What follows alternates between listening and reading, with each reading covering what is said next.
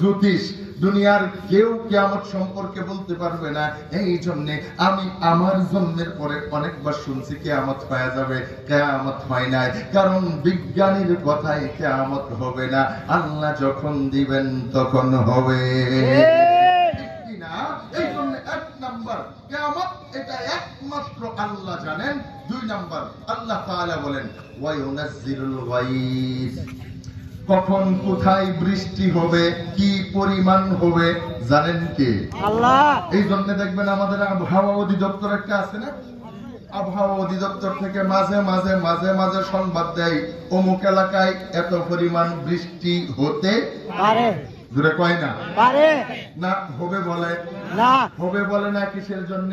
হবে বলার কোনো ক্ষমতা তাদের নাই। তারা নিশ্চিত ভাবে বলতে পারবে না কোথায় হবে, কি পরিমাণ হবে। আল্লাহ এইটা কাউকে বলার ক্ষমতা দেয় না। এখন আপনি বলবেন হুজুর তাহলে তো মাঝে মাঝে তাদের কথা মিলাও যায়। উম্মতের উলামায়ে কেরাম বলেন এইটাকে গায়েব বলে না। বিভিন্ন যন্ত্রের সাহায্যে, চিহ্নের সাহায্যে যদি কোনো কিছুর আগাম ধারণা করা হয় এইটাকে বিজ্ঞান বলে, এইটাকে গায়েব বলে না। ঠিক কি না? এটা তারা কোনো গণনা করে জ্যোতিষের মতো বলে না। যন্ত্রপাতি লাগায় রাখছে, কম্পিউটার লাগায় রাখছে, ওইখান থেকে সিগন্যাল আসে, ইশারা আসে, বাতাসের গতিবেগ পর্যালোচনা করে, ওই যে হাঁস উপর দিয়া মেঘের খণ্ড যাইতেছে ওইটার গতিবেগ পর্যালোচনা কইরা তারা একটা ধারণা করে যে অমুক এলাকায় এই পরিমাণ বৃষ্টি হতে বলে না হতে পারে। আল্লাহু আকবার। তাহলে এই বৃষ্টির মূল চূড়ান্ত খবর জানেন কে? আল্লাহ। তিন নাম্বার আল্লাহ তাআলা বলেন ওয়া ইয়ালামু মা ফিল আরহাম, মায়ের গর্ভের ভিতরে কি আছে।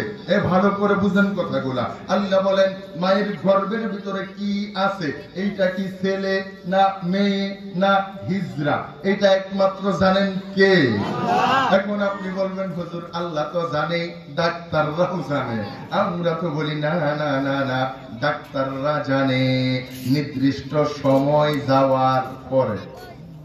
কথা ডাক্তাররা প্রথমেই বলতে পারে না, ডাক্তাররা জানে যখন এইটার ভিতরে একটা আকার আকৃতি চলে আসে, তারপরে বিভিন্ন যন্ত্র দিয়া পরীক্ষা নিরীক্ষা করে তাদের চিহ্ন আলামত একত্রিত করে তারা তখন বইলা দেয় পেটের বাচ্চা ছেলে না মেয়ে। কিন্তু বাবার ওইখান থেকে যেই দিন এই পানি নির্গত হয়েছে ওই দিন থেকেই আমার আল্লাহ জানে। সুবহানাল্লাহ, আল্লাহু আকবার। তাহলে তিন নাম্বার ওয়া ইয়ালামু মা ফিল আরহাম, মায়ের গর্ভে কি আছে একমাত্র জানেন কে? চার নাম্বার আল্লাহ তাআলা বলেন বান্দা কোন বান্দা কখন কোন রিজিক খাবে এইটা একমাত্র জানেন কে? আল্লাহ। বান্দার হাতে রিজিকের কোনো দায়িত্ব নাই, বান্দার খাওয়ার কোনো ক্ষমতা নাই। এজন্যই আমাদের দেশের বর্তমান অবস্থা দেখবেন কামাইয়ের সঙ্গে রিজিকের কোনো সম্পর্ক নাই। এটা তো উদাহরণ আপনারা সবচাইতে ভালো বুঝবেন যে কামাই তার এই কামাইয়ের সাথে রিজিকের কোনো সম্পর্ক নাই।